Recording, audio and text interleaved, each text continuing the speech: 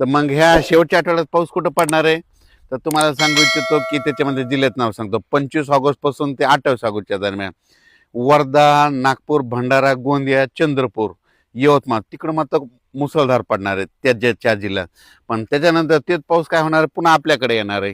तर मग त्याच्यानंतर काय होणार आहे, वाशिम जिल्ह्यात एक चांगला पडणार आहे, हिंगोली जिल्ह्यात एक चांगला पडणार आहे, अकोला जिल्ह्यात पडणार आहे, अमरावती जिल्ह्यात पडणार आहे, बुलढाणा जिल्ह्यात पडणार आहे, परभणी जिल्ह्यात देखील असणार आहे, नांदेड जिल्ह्यात देखील असणार आहे, इकडे बीडकडे देखील असणार आहे, जालना जिल्ह्यात देखील असणार आहे, जळगाव जामोद देखील घाटाच्या खाली पडेल.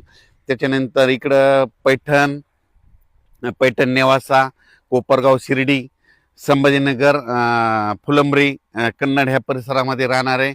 म्हणून हे लक्षात यायचं म्हणजे ह्या 25 ऑगस्ट ते 28 दरम्यान ह्या दरम्यान सर्वत्र नाही पण ह्या जिल्ह्यामध्ये पाऊस असणार आहे. म्हणून अंदाज त्यांच्याच पिकासाठी योगदान ठरणार आहे. कारण की स्वाती नक्षत्र आहे, स्वाती नक्षत्रातला पाऊसनं पिकाचा निवाडा करत असतो.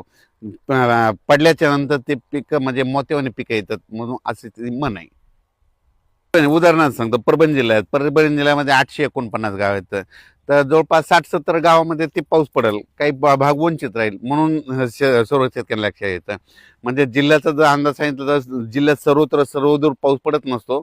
एक भाग कसं आहे, परभणी जिल्ह्याचा एक भाग इकडे येलदरीकडे आणि एक भाग इकडे पालमकडे, एवढा मोठा परभणी जिल्ह्याचा.